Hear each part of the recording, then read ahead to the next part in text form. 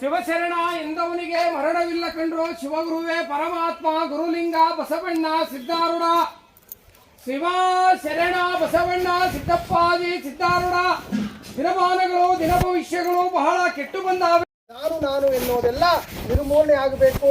ಆ ಕಾಲಕ್ಕೆ ನೋಡ್ರಿ ನಮ್ಮ ಬಾಲ ಬಸವಣ್ಣರು ಹುಟ್ಟಿ ಬರ್ತಾರೆ. ನಮ್ಮ ಬಾಲ ಬಸವಣ್ಣರು ಹುಟ್ಟಿ ಬಂದ ಕಾಲಕ್ಕೆ ಆದಿಗಳೆಲ್ಲ ಹಸನಾಗಿ ಬೀದಿಗಳೆಲ್ಲ ಬಿಸಿಲೊಡಿದು ಕುಲ 48 ಜಾತಿನೂ ಏಕವಾಗಬೇಕು ಅಂತ ಶರಣರು ಹೇಳಿದಾರೆ ಕಣ್ರಪ್ಪ. ನೋಡ್ರಿ ಈ ವರ್ಷ 2024ರಲ್ಲಿ ಮಳೆ ನೋಡ್ರಿ ಬೆಳೆ ನೋಡ್ರಿ ತುಂಬಾ ಅನುಕೂಲ ಅಂತ ಹೇಳೋರು ಕಂಡಣ. ಮಳೆಯಿಂದ ಮಂದಿಗೆ ದುರ್ಮರಣ ಅಂತ ಹೆಚ್ಚುಕಟ್ಟವ್ರು ಕಂಡಣ. ಮುಂದಿನ ದಿನಮಾನಗಳಲ್ಲಿ ಹುಟ್ಟೋ ಮಕ್ಕಳಿಗೆ ಕಂದಾಯ ಕಟ್ಟುವ ಕಾಲ ಬರುತ್ತೆ ಕಣ್ರಪ್ಪ. ಮುಂದೊಂದು ದಿನ ಬಡವರ ಆಸ್ತಿ ಜಮೀನು ಸರ್ಕಾರದ ಪಾಲಾಗುತ್ತೆ ಕೇಳ್ರಣ.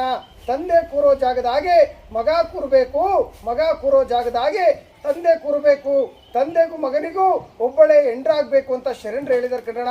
ಆ ಕಾಲಕ್ಕೆ ನೋಡ್ರಿ ಅತ್ತೆಯರಿಗೆಲ್ಲ ಅರ್ಕಲ ಸೀರೆ, ಸೊಸೆಯರಿಗೆಲ್ಲ ತೂಗು ಮಂಚ ಅನ್ನೋ ಕಾಲ ಬರಬೇಕು ಅಂತ ನಮ್ಮ ಕಾಲಜ್ಞಾನ ಹೇಳ್ತಾ ಐತೆ ಕಣ್ರು.